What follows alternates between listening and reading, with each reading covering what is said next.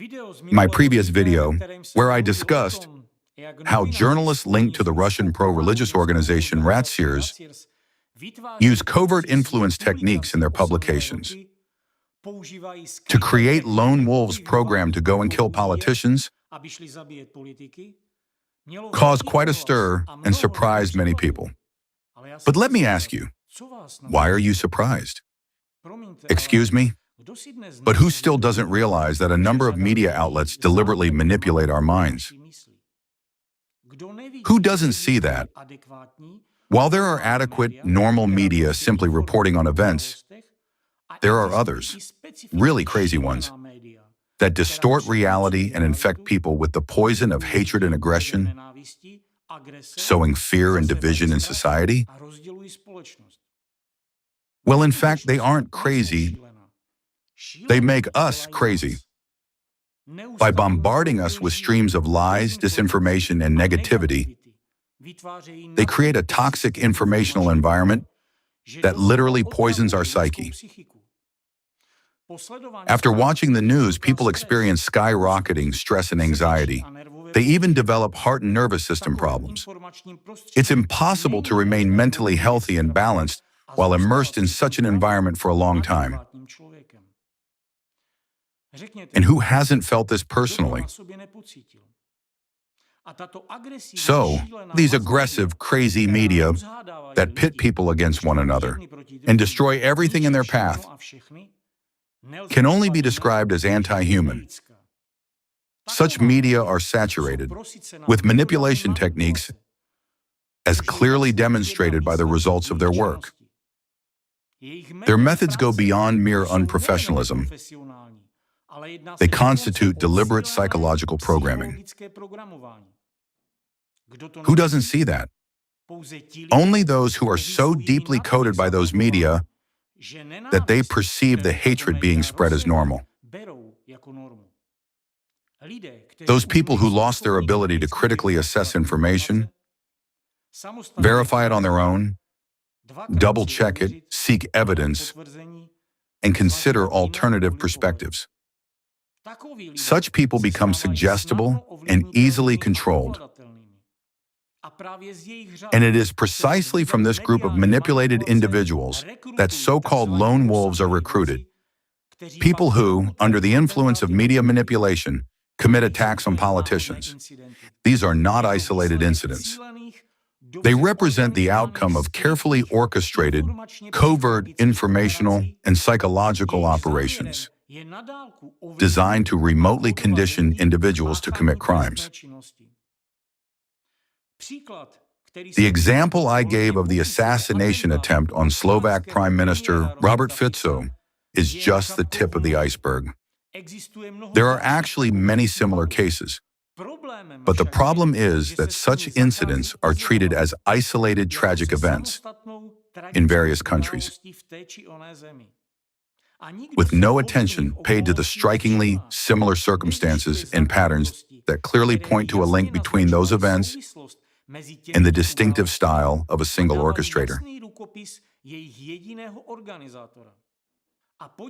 Yet if you look closely, you'll see that the first and main common feature of all these attacks is a preceding long and carefully planned media campaign to discredit the victim.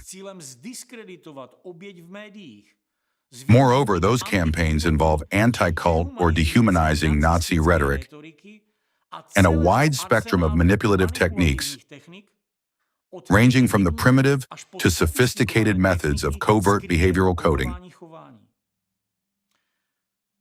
What's especially alarming is that politicians targeted by those campaigns naively attribute them to the actions of their political opponents, thereby overlooking a far more global threat. This mistake has proven fatal for many people. In reality, there is a much more powerful force behind these attacks, a force with significant international influence. Ultimately, all threads lead in one direction: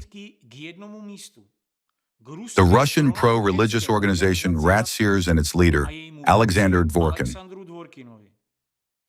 To support my claims, let me provide a few examples. Certain anti-cultists who follow my videos, for reasons that are clear, have criticized me for being overly emotional. Fine. Today, let's stick to the facts. Let's take the case I already mentioned, the assassination attempt on Donald Trump, then a candidate for the U.S. presidency. As you may recall, Trump narrowly escaped with his life, sustaining a wound to his ear. This attack came almost immediately, just months after the attempt on Slovak Prime Minister Robert Fico. Similarities between the two incidents are so striking that even Fico remarked on them in a Facebook post, noting that the attack on Trump followed almost a copycat scenario. In both cases, a mechanism of mass informational conditioning, well tested by rat seers, was launched through controlled media long before the attacks. Those supposedly independent outlets systemically injected subliminal implants in the public consciousness, aimed at inciting division and fostering hatred toward the targets. In the lead-up to Trump's assassination attempt, anti-cultists and their media agents actively demonized and dehumanized him, branding him as a cult leader and his supporters as cultists, meaning sectarians. As early as in 2019, American anti-cultist Stephen Hesson formerly engaged in deprogramming. That involved abducting individuals and subjecting them to psychological and physical abuse for profit. Published his book, The Cult of Trump. There he employed the manipulative tactic of guilt by association, comparing Trump to figures like Jim Jones, David Koresh, Ron Hubbard, and Sun Myung Moon, individuals whom anti-cultists have long portrayed as leaders of dangerous, destructive cults. Hesson went even further, claiming that all Americans who supported Trump were members of a cult, who, according to Hesson, were in a state of hypnotic submission and unaware of their own actions. Such claims carry an implicit message that Trump supporters are no longer free-thinking individuals, but brainwashed followers incapable of critical thought or objective assessment of their leader.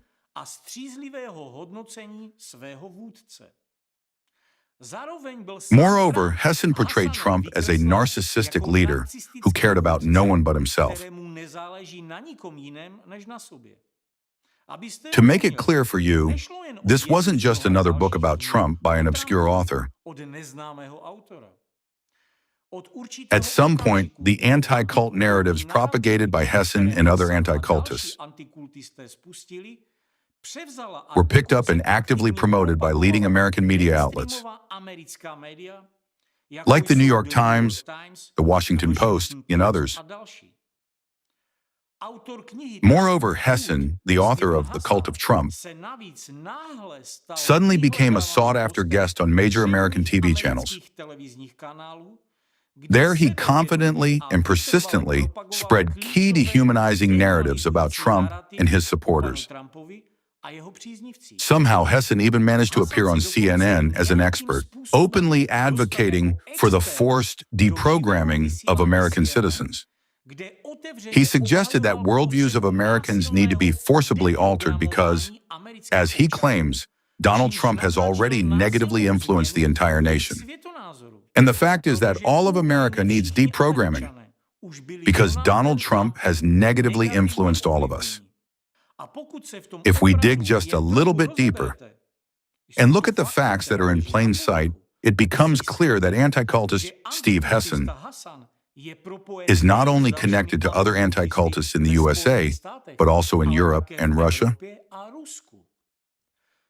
In particular, a number of facts point to his ties with rat seers, which is covered in detail in the Impact documentary, so you can watch it and see it for yourselves.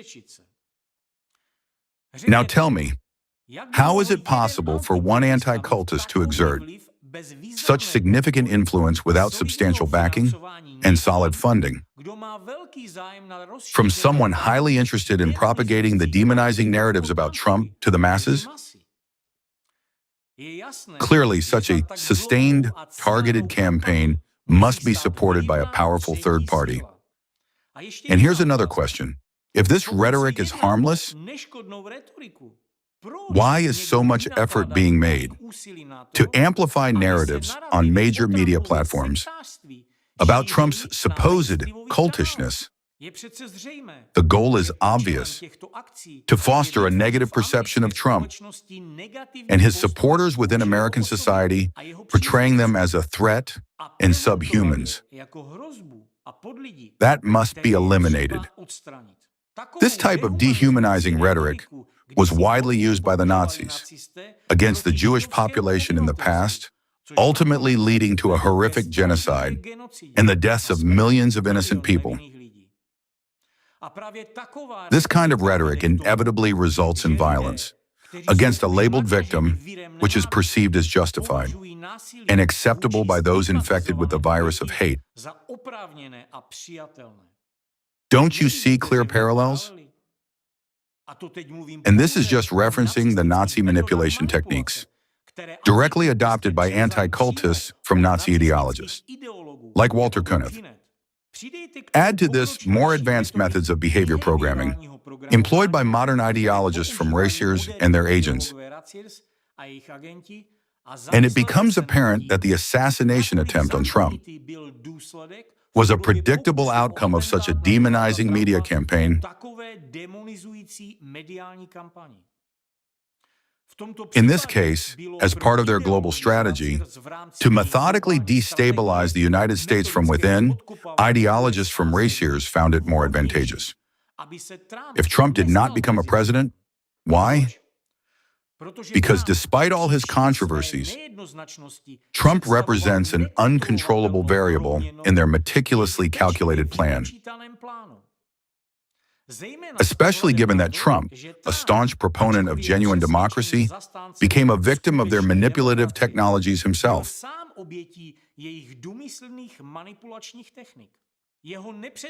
His unpredictability and determination to uphold democratic principles poses a direct threat to the plans of Ratzier's ideologists, aimed at establishing shadow control over American society. In this context, the attempt on Trump's life was not just an isolated act of political violence, but a demonstration of how catastrophically vulnerable democracy is when faced with the threat of neo-Nazism revived by Russian anti-cultists from raciers. They have already turned the U.S. political arena into a battleground for informational warfare.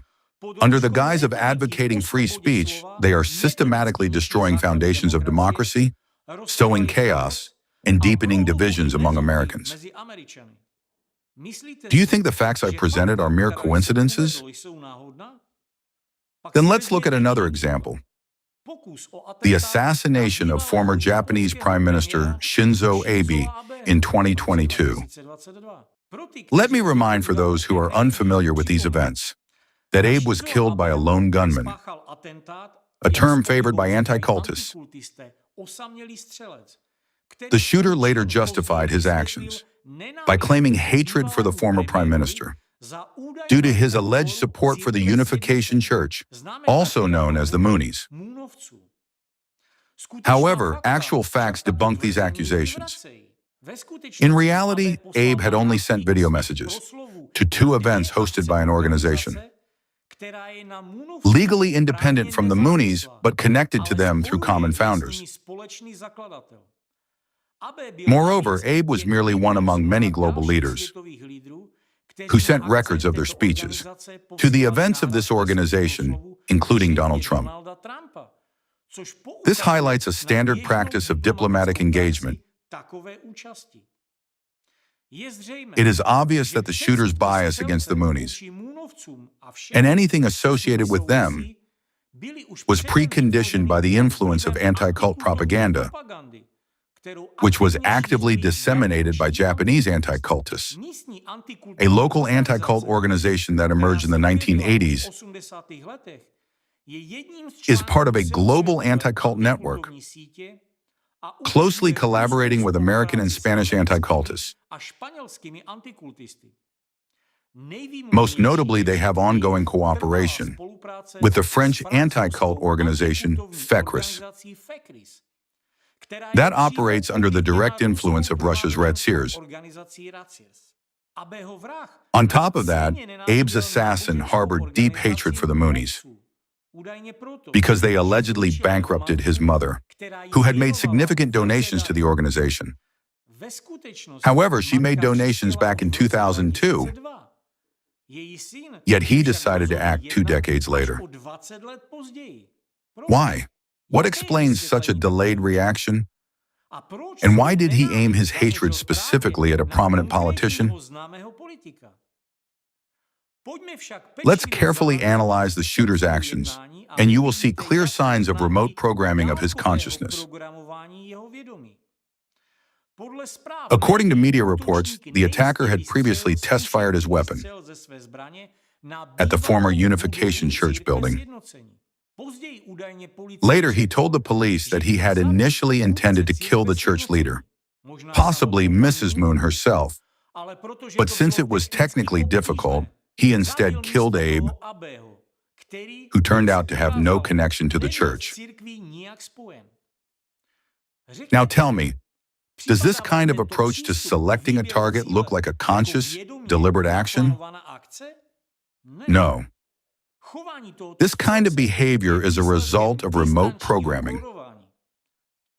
It explains why he acted 20 years after his mother's alleged bankruptcy due to the Moonies.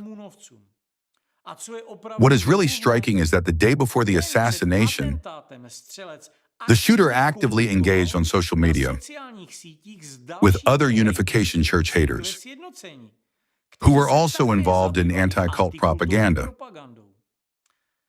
Here we can see a classic scheme of manipulative programming.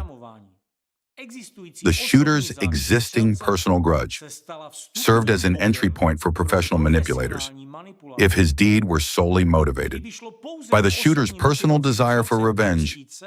He would not have waited 20 years. Moreover, he would have chosen a different target, but he didn't.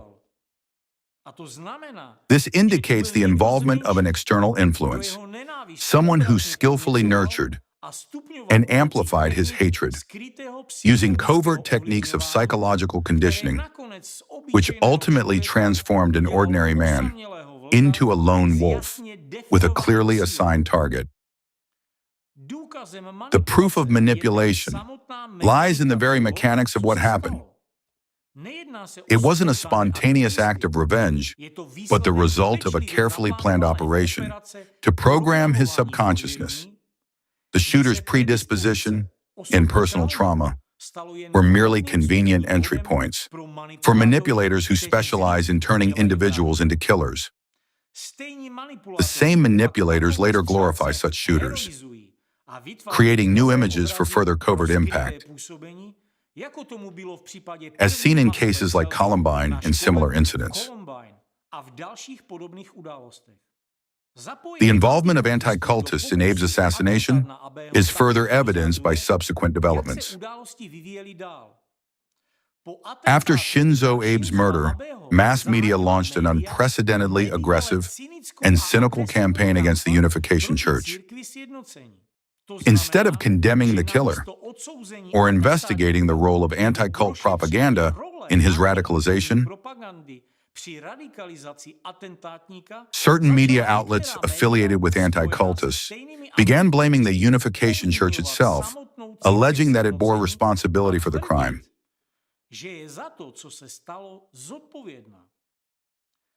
This tactic of swapping the roles of victim and perpetrator is a classic example of high-level manipulative techniques frequently employed by anti-cultists. To cover their trails, anti-cultists actively promoted a narrative that it was exactly the Unification Church that provoked the shooter's actions.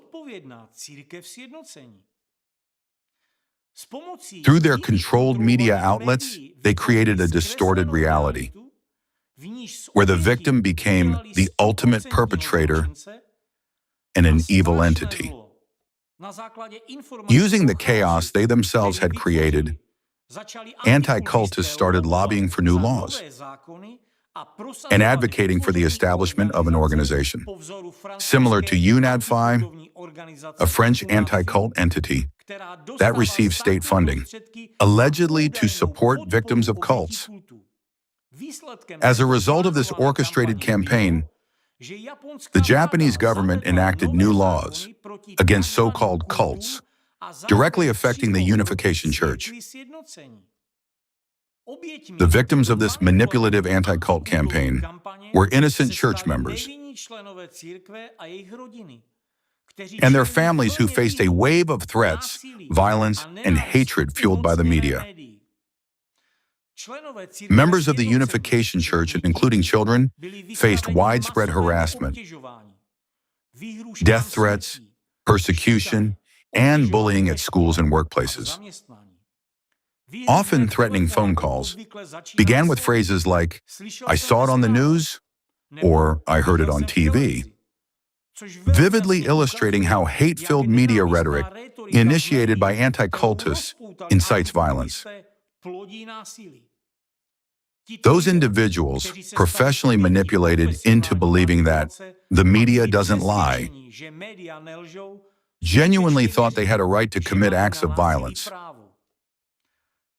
Moreover, the wave of hatred and anti-cult hysteria extended to not only the Unification Church, but Jehovah's Witnesses too, who also faced attacks. This is a classic example of how professional manipulators can turn reality upside down, transforming victims into perpetrators and positioning the true culprits as fighters for justice.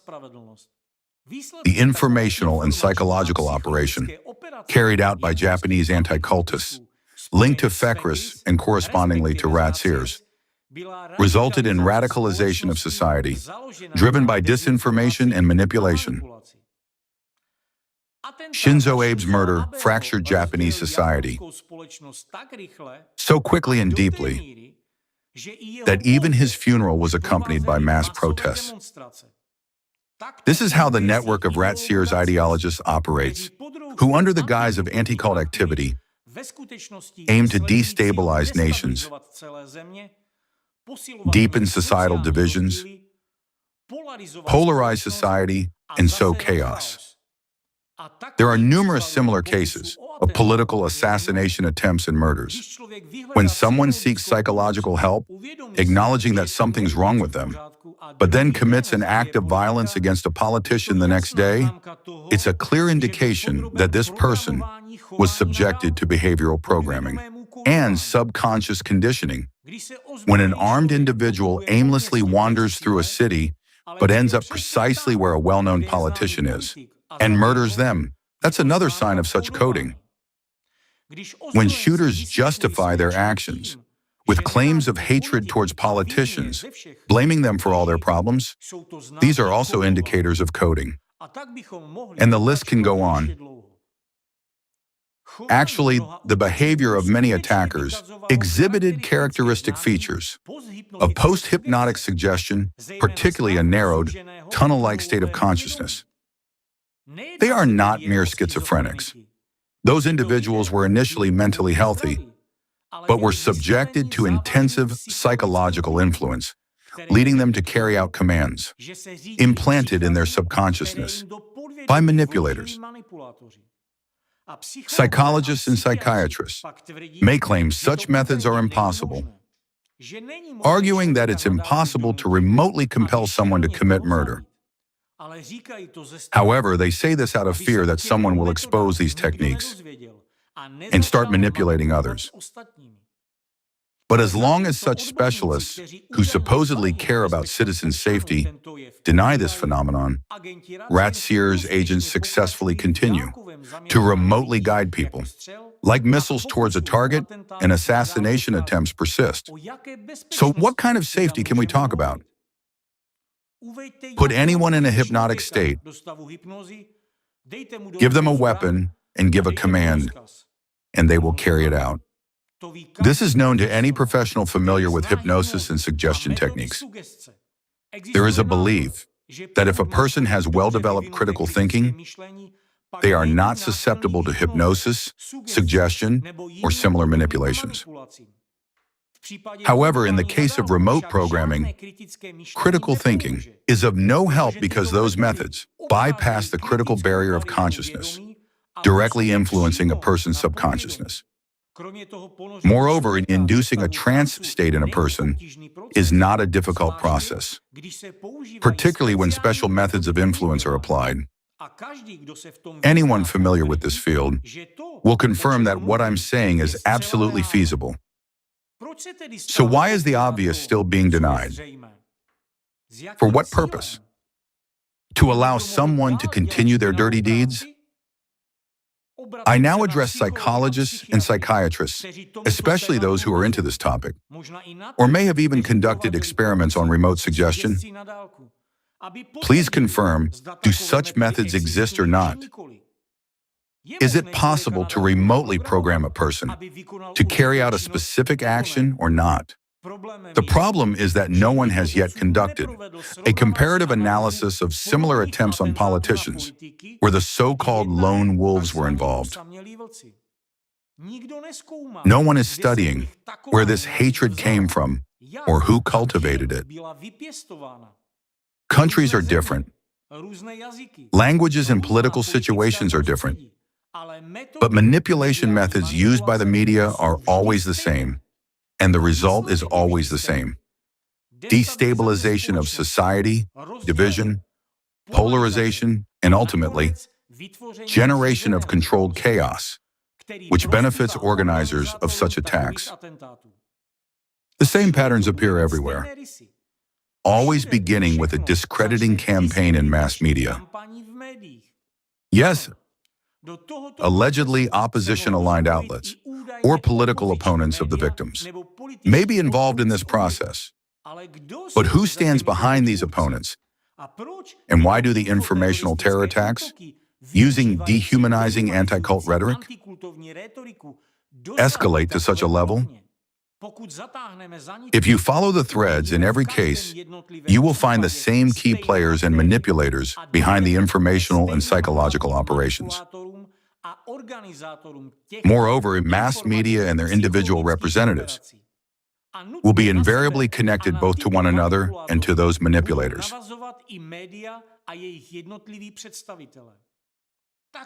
Thus, we can see that all the threads ultimately lead to Dvorkin. Knowing the overall scheme of actions and closely following the political media landscape, you'll begin to recognize the distinctive style of the professional manipulators who orchestrate such attacks. When media headlines label a politician as a cult leader, refer to their supporters as a cult in his name, or claim that he has supposedly turned the country into one giant cult. These are clear markers of manipulation and signs of an active operation. Moreover, the Rat Sears anti-cult network employs these tools not only to organize physical attacks, but also to destroy reputations of politicians. Their ultimate goal is to eliminate undesirable political figures by any means available. A striking example is the recent anti-cult campaign against Moldovan President Maia Sandu. Similar headlines once targeted Alexei Navalny in Russia. These are classic demonstrations of how such techniques are used by Rat Sears network to influence political processes and manipulate public opinion. What's alarming is the fate of politicians subjected to such dehumanization by anti-cultists. And the most concerning thing is that, at the early stages, most of them are unaware of how dangerous the process is.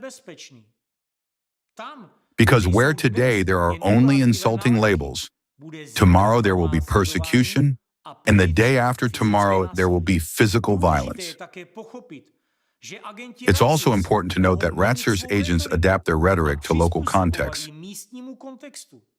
The terms cult or sect may not always be explicitly used. However, methods remain the same. Dehumanizing rhetoric targeting a certain politician, portraying him or her as enemy, who is supposedly dividing society, who is dangerous, or who is destroying the country, and so on. It will all be done by the same people who, when investigated, are found to be linked to Ratsirs. The manipulative techniques used to sway the masses would also be identical, even if the markers of cult or sect are omitted. And the outcome will remain unchanged if they set themselves such a goal, namely elimination of a certain politician from the political stage and emergence of the so-called lone wolves. These are not isolated incidents, but parts of a global strategy by Ratsir's ideologists, where each case is merely the visible tip of a broader operation to reshape political landscapes. By learning to identify these schemes, you can anticipate events long before they reach their peak. The examples I mentioned, including the attacks on Fitzo, Trump, and Shinzo Abe, highlight just how actively and aggressively Ratsir's agents interfered and continue to interfere in elections and the political processes in various countries, pushing their interests and achieving their objectives. If you look around, you'll see the scale of their operations and recognize that their interference is evident in many countries. Wherever they operate, they create chaos and confrontation. There are also many cases where people influenced by media manipulation and filled with hatred and dissatisfaction attack politicians in mobs. There are countless examples of individuals in crowds throwing mud or paint at politicians, and so on. Such acts are often committed by people with lable psyche who are easily suggestible. Why do they do that? After all, they don't personally know the politician, nor do they know anything about their life. And their understanding of the politician's work is limited to the narratives provided by the media channels they frequently watch or the newspapers they regularly read. People act this way because they are manipulated, although they are unaware of that. Such mob attacks occur far more often than lone attacks because personal responsibility dissipates in a crowd, making it easier to manipulate.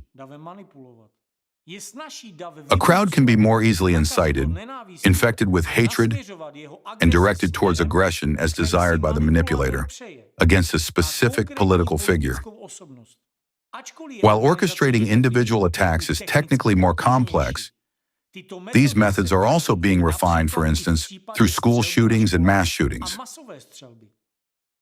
Take a closer look, and you'll be horrified at how such incidents are actually orchestrated. After a new school shooting incident, investigate the surrounding schools and neighborhoods. You'll discover a sudden surge in bipolar disorders among children and teenagers. Why does such a mass epidemic arise? As I've mentioned before, bipolar disorder is an inevitable consequence of remote behavioral programming, as it involves violent interference with human subconsciousness. Naturally, this leaves psychological scars on those ensnared in such informational coding. Speak with those children, and you'll be shocked to learn how many teenagers have entertained similar thoughts of carrying out mass shootings in both the affected school and neighboring ones. So all of your doubts about the spontaneity of such events will vanish like smoke. It will become clear to you that the narrative of a lone wolf inspired by Columbine videos is a simplistic explanation of a complex, orchestrated process. The reality is far grimmer. Before every new school shooting, countless people entertain similar thoughts, And many students meticulously plan violent scenarios in their minds. What's especially alarming is the rapid escalation in the use of these methods. That's why I said and will say again that these methods employed by rat-seers agents are more terrifying than the weapons of mass destruction. Their outcomes are worse than the radiation aftermath of a nuclear explosion. To give you a sense of the true scale of violence against politicians, let me share some statistics. The scale of violence against politicians is evident in Germany. In just 1 year, from 2022 to 2023, crimes targeting politicians increased by a staggering 183%. These figures not only highlight a pan-European trend, but also underscore a growing crisis. In various countries, such pressure and threats are prompting potential candidates to withdraw from political life, while active politicians are prematurely ending their careers. All of this points to the fact that violence against politicians has become a systemic phenomenon that threatens the very foundations of free democratic societies. The situation in the United States also reveals a disturbing surge in violence. Over the last 8 years, threats against members of Congress have increased nearly tenfold, from 800 incidents to 8,000. Here I've only stated the facts about high-ranking politicians. An even more frightening reality is at the level of U.S. states. Recent studies have shown that over 40% of state officials and politicians faced direct threats or attacks in the past 3 years. Furthermore, 90% of politicians, think about that, 90%, reported experiencing violence in various forms, including harassment, intimidation, and stalking. Such a sharp rise in violence has spurred a wave of academic research. Scholars wondered, why is this happening in democratic societies? How did we reach a point where 1 in 5 Americans now considers violence against politicians to be acceptable?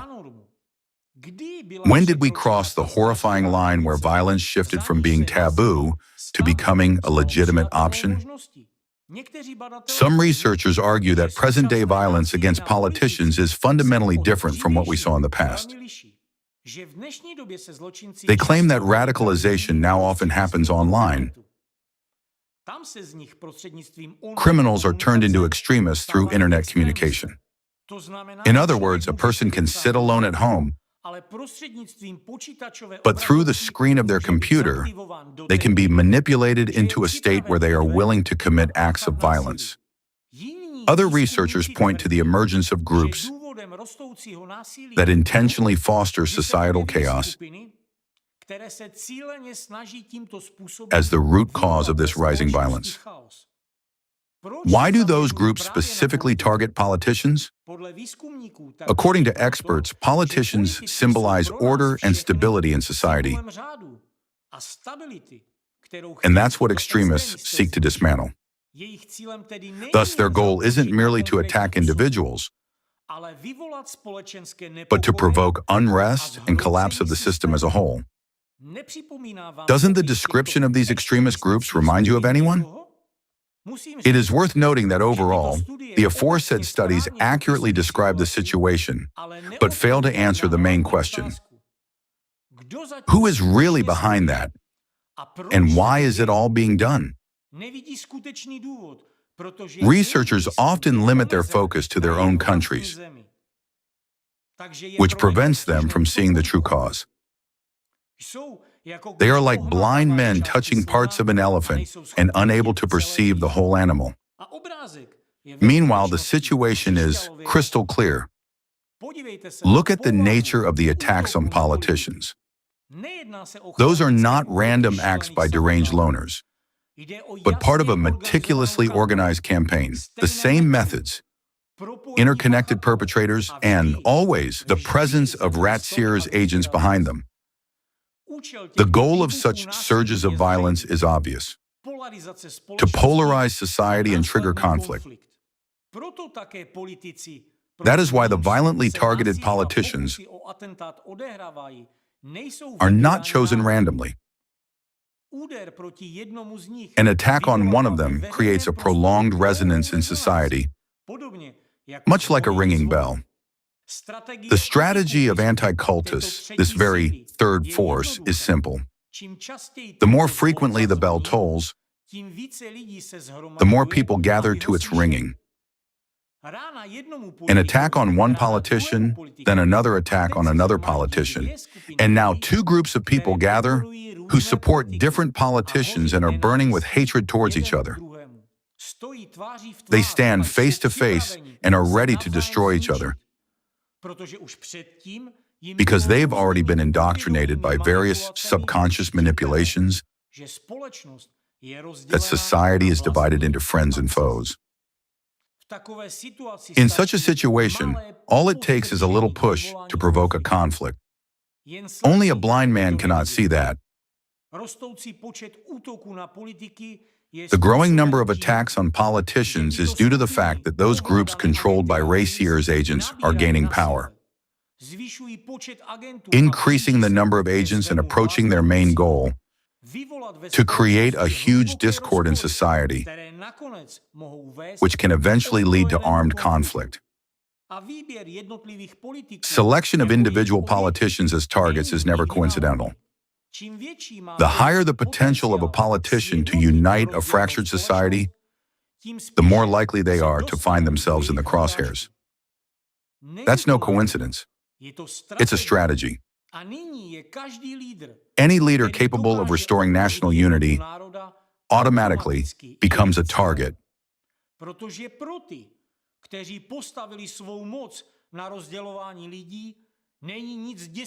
Because such a figure poses the greatest threat to those who thrive on societal division. Let's look at what happened in the United States over the last 30 years. During this period, several alarming trends escalated. Politicians were increasingly attacked, and the number of mass shootings increased. At the same time, the Russian pro-religious organization Ratseers was growing stronger and more powerful. Democratic Europe has also witnessed an unprecedented surge in aggression against politicians. What was once considered an anomaly has now become a grim reality. However, these isolated crimes are merely the tip of the iceberg. Behind every such attack, there is a vast system of continuous targeted pressure. From orchestrated social media harassment campaigns against specific politicians to their physical persecution. All of this amplifies the atmosphere of hatred, benefiting Ratseers agents. For instance, a well-known British MP revealed that due to severe safety threats and immense psychological pressure, some of his colleagues from all British political parties had contemplated suicide. Behind these stark facts stand real human tragedies. As participants of Allatra, we know firsthand what it means to live under unbearable pressure because we too have become victims of Ratseers' dehumanizing attacks. We know what it feels like when authorities break into our homes early in the morning, terrifying our families. We know what it's like to live in constant fear, facing threats against ourselves and our children, and watching our friends being tortured and harassed. We know this because we've been enduring this for 10 years. So, we empathize with politicians who cannot withstand this pressure.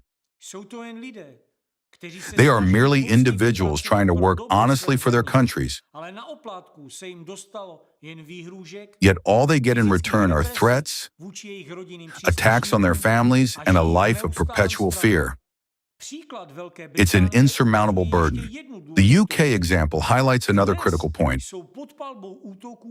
Today, representatives of all political affiliations are under attack, regardless of their agenda or party affiliation. Therefore, what we are witnessing isn't just a rise in violence or mental disorders. It's a deliberate, persistent attack by rat seers and its agents on society as a whole. These orchestrators are gradually destroying social bonds and eroding trust among people. And the consequences are growing increasingly dire.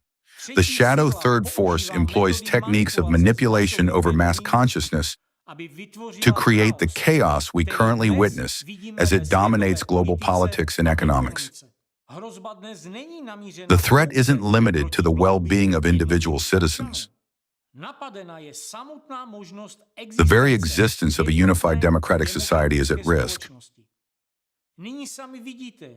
Now you can see for yourselves that these methods of manipulation aren't simply fighting against cults.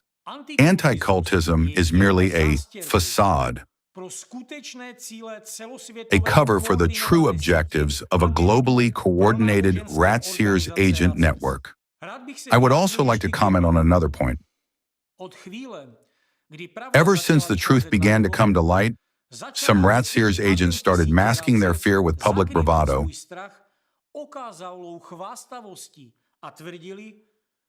dismissing the claims as a new conspiracy theory about the anti-cultist deep state.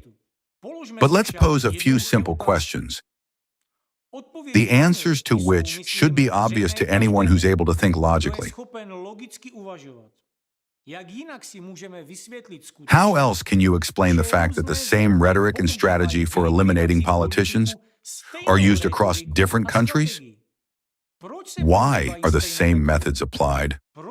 Why are all transmitters of anti-cult rhetoric, whether journalists, bloggers, politicians, or even a country president,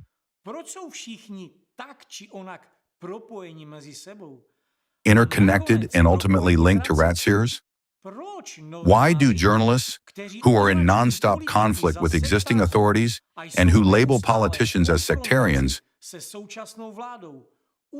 maintain close ties with one another, copy each other's articles, and exchange secret manipulation tactics? Who covers them? Try publishing an article with similar rhetoric, and you will face countless problems. Yet they regularly publish demonizing and stinging pieces on political topics, and no one has any claims against them. Why? Has anyone seriously investigated the sources of their funding? Who ordered those articles? Within just 3 weeks, 400 publications have been released about Alatra alone. Who gave money for that? Have you seen journalists who work for free, moreover, with a risk to face criminal charges? Have you ever seen such suicides? What is their motivation? And here's the most interesting question. If they are so free and independent, and if they act without common management and center of coordinating their activities, why do they defend each other so vigorously, especially when one of them is exposed?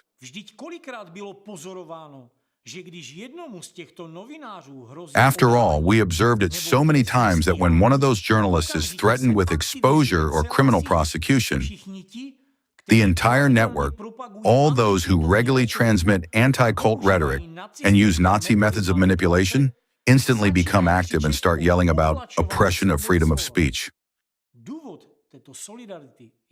The reason for this solidarity is simple and clear. They realize that the first successful precedent of exposure will mark a beginning of the ultimate end for their entire network.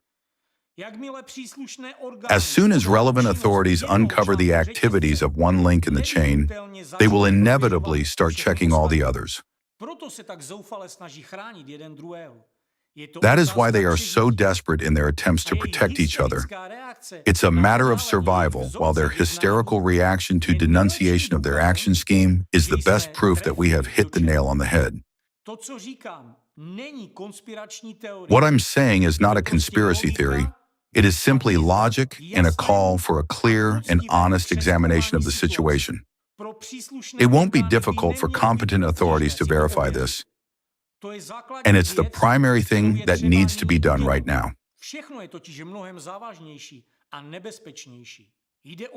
What we face today is far more serious and dangerous. It's a third force with a vested interest that covertly interferes in the state order of various countries and uses identical manipulative methods to influence mass consciousness with regard to various social groups, whether religious or secular, as well as with regard to politicians.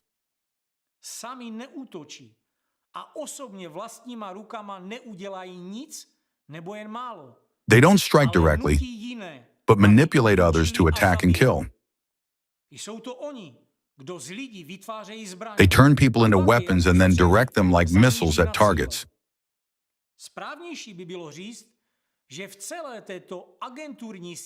It would be more correct to say that within the entire Ratseers network, there are clear divisions, the so-called lower and upper leagues. The lower league thrives on the most primitive, yet still effective dehumanizing narratives. They are obsessed with fighting cults and sex. Buzzwords like dangerous sex, violence, occult rituals, or expressions like they want to commit mass suicide. The Waco case is a classic example of what destructive activities of such a lower league of Ratseers agents results in. Although it's a lower one, it has inflicted incredible grief to millions of people. You can read more about that on websites of independent journalists. But what about the upper league?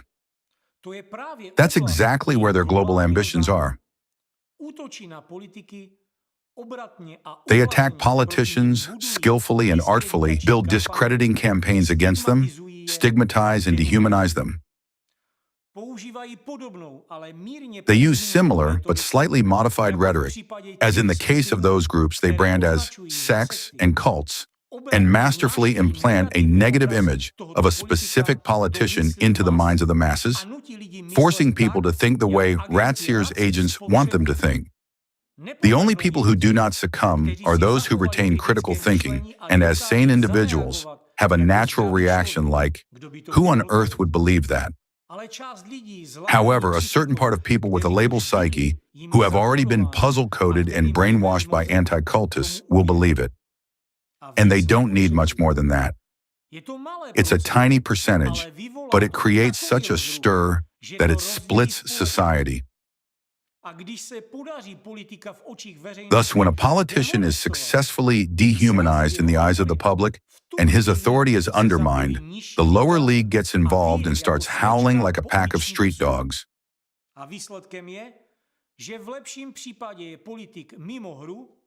Consequently, at best, the politician gets out of the race, while in the worst case, people start attacking him in the streets, because this way, Ratseers agents stir up hatred. Or there appear lone wolves for whom those very agents artificially set a target, a politician undesirable to them. They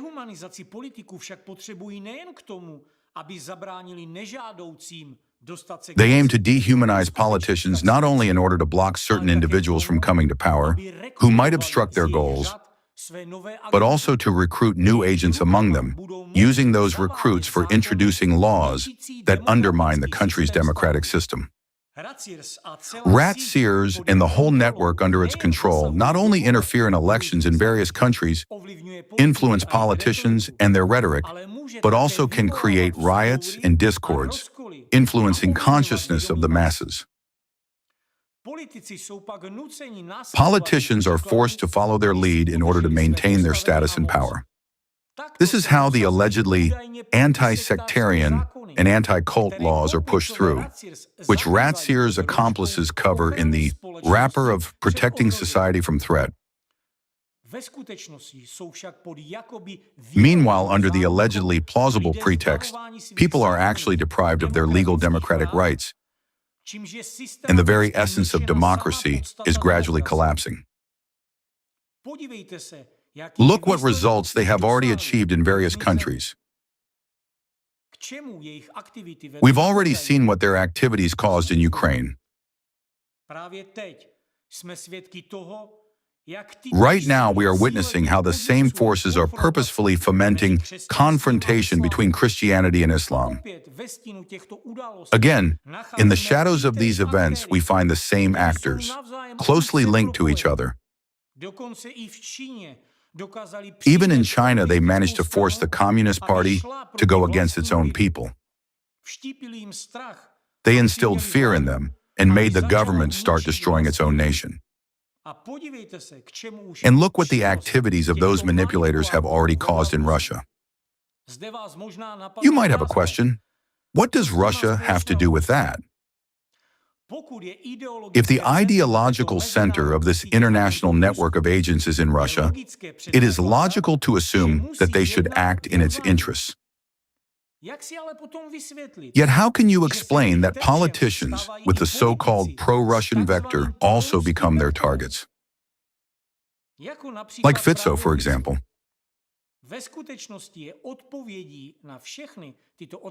In fact, the answer to all these questions and paradoxes is that they don't care about Russia. They defend solely their own interests and pursue their own goals.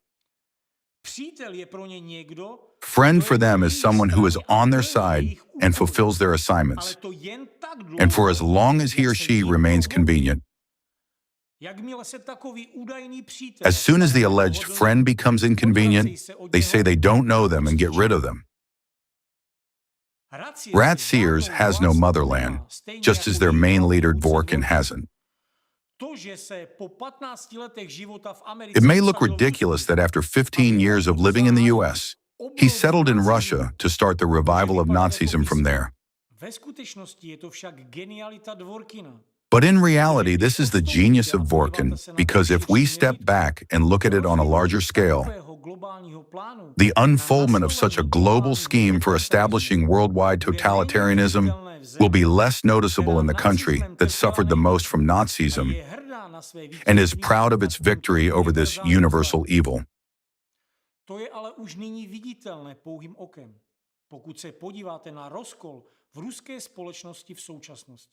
This is already visible to the naked eye if you look at the current split within Russian society. Just consider the number of organizations declared undesirable, persecution of various religious groups and public organizations, torture and abuse of innocent people by law enforcement agencies that in Russia have already turned into a modern Gestapo. For liking or reposting any information that someone may find dangerous, oppositional, inciting, provocative, and so on, a person may actually go to jail. As a separate point, it is worth emphasizing the oppression of Muslim nationalities. If you look carefully at the rhetoric of the main ideologists of the Russian pro-religious organization Rat Sears, you will clearly see who lobbies for the infringement of Muslim peoples in Russia more than anyone else. This indicates that Rat Sears agents do not work for Russia. They work for themselves. It would seem they are some fighters against alleged cults and sects, but in reality, under the cover of the Russian Orthodox Church's interests, they are reviving Nazism and building a titular religion and a titular nation right in front of everyone's eyes. They only cover themselves with patriotic rhetoric while actually pushing through laws that suppress any principles of democracy. And now they start promoting narratives about the empire and bringing back a czar. This is even worse. It turns out to be a symbiosis of Nazism and communism with imperial aspirations to bring back a royal order. It is only necessary to analyze facts, quotes, and statements by ideologists and accomplices of Rat Sears to become promptly convinced that their plans are total control, power, and tyranny. After all, Nazism cannot exist without violence, war, and expansion. This is what they strive for: destruction of democratic principles, sowing chaos, and establishment of a totalitarian regime. Many people wonder, who is behind all of the processes in Russia and a number of other countries? A shadow government? No. Behind all of that, there is a single mentally unstable and at the same time genius man who globally conducts the entire orchestra of his agents in mass media and has already managed to bring the entire Russia to its knees. The same man influenced the Russian president's ideology to such an extent that the president even speaks in the words of that man who actually has a certificate of mental disorders. It has all been achieved by one man, Alexander Dvorkin, the chief ideologist of the Russian pro-religious organization, Ratiers. Whatever event you begin to unravel, all the threads lead to him only, as if to the spider in the center of a web. This very man didn't sleep days and nights and spent a lot of time studying methods of manipulation and influence on consciousnesses. He is driven by the global goal of establishing totalitarian power. Thanks to his connections and experience adopted from his teachers, direct successors of Nazism, this man managed to do what nobody else did. He has put the world on its knees.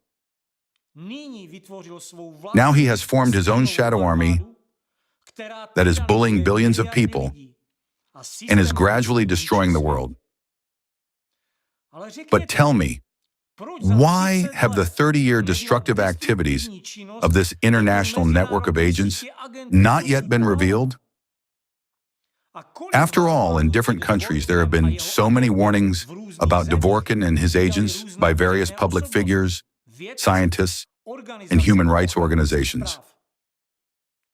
Numerous reports have been issued, and many commissions collected data and appealed to the international community to draw attention to the crimes and extremism committed by Dvorkin. We have no answer to this question, except for his genius. This is an invisible war, and it has been going on for a very long time. Dvorkin's war against the whole world, activities of his agent network across the globe, armed with sophisticated methods of manipulation, is really a threat to us and our future. If you think that weapons of mass destruction are stored in warehouses unused, you are wrong. The real weapons of mass destruction with selective action are being widely used by agents of the Russian pro-religious organization Ratiers. Indeed, in many countries, activities of the network of Ratiers agents are well disguised, but their actions are still easy to recognize because of the characteristic methods once used by Walter Kunneth for turning an ordinary National Socialist Party into the Nazis as we know them today. In reality, the roots of these manipulative techniques go much deeper into history. They are millennia old. Recall the story of Jesus Christ, whose teaching was also branded a sect. The same ancient anti-cultists, the same apologists for their titular religion, use the same methods that anti-cultists use nowadays to get the crowd to shout, "Crucify him." Experts who understand human psychology and psychology of the masses are well aware which specific mechanisms were applied back then. Within 24 hours, the crowd that had admired Christ the day before, the next day demanded his agonizing death. The secret of this kind of transformation is simple and horrifying. Anti-cultists of that time used a basic manipulation. They belittled Christ and elevated people in the crowd above him.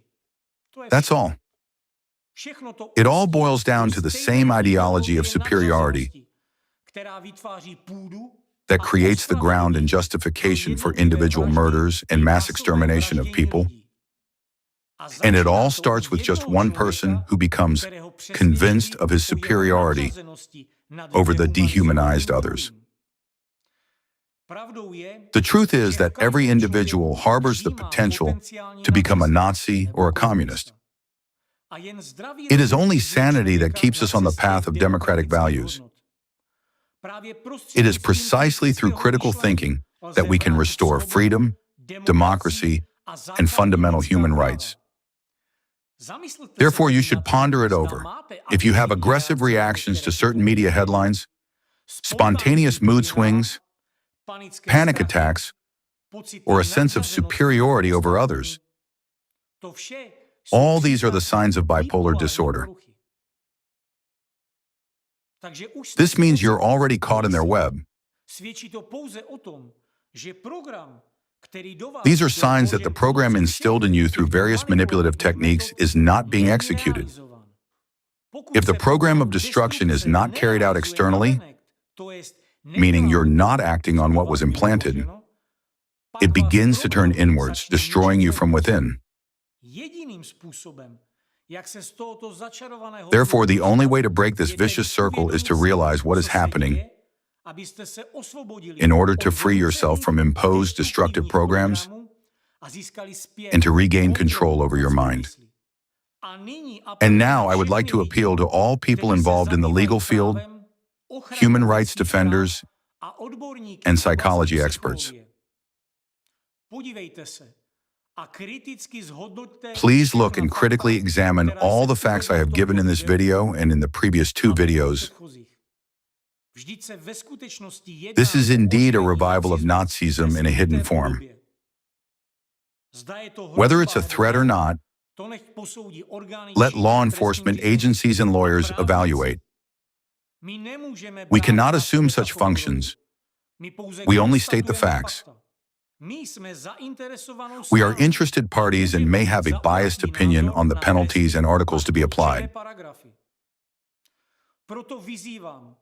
Therefore, I urge that these issues be addressed by competent professionals.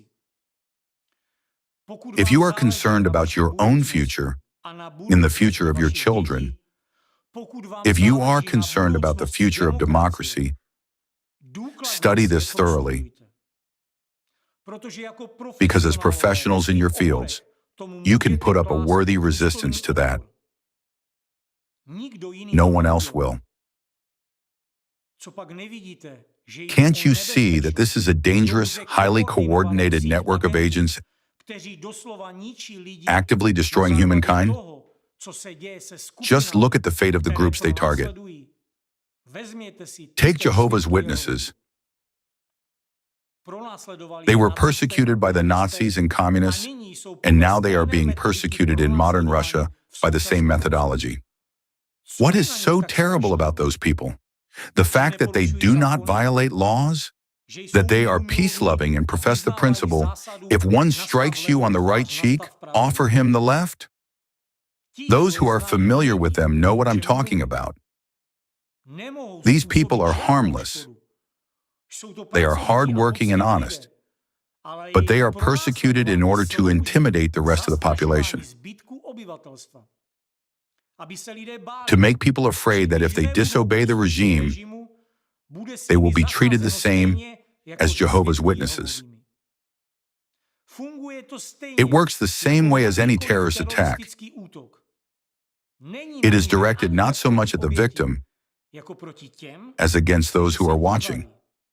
The victim of a terrorist attack is like a sacrificial victim for anti-cultists to influence the crowd, to impact the masses. For many years, Jehovah's Witnesses have been such sacrificial victims. In Russia, they've been declared extremists because Dvorkin said they could allegedly work for America. This was said by a man with an American passport. So why are Jehovah's Witnesses really being brutally persecuted? Because they don't want to kill other people? Because they have steadfast beliefs and are difficult to brainwash? Or because they preach the love of God? Is this why they have been made scapegoats and led like lambs to the slaughter? Do you know what the most tragic part is? Our attempts to protect ourselves from rat seers are now being observed by millions of representatives of organizations that were also persecuted and keep being persecuted by the Russian pro-religious organization, rat seers headed by Dvorkin. Many of their acquaintances have been imprisoned, deprived of property. Many have lost their families, had to leave their countries, and many of their like-minded people have committed suicide or were killed as a result of persecution. However, I'd like to emphasize that representatives of those organizations are just watching us now. They are afraid to claim their rights. They are intimidated by their leadership. After all, the leadership is safe where Dvorkin cannot reach them. Just because they follow their religious beliefs, people are scared. That's their choice. They are just peaceful people. But it wasn't peaceful people who beat them up, it was Nazis. No, even worse and more dangerous. They are representatives of the symbiosis of communism and Nazism that Dvorkin created. Therefore, now a lot depends on people who know laws, understand and can trace the chain of all interconnections of this international agent group.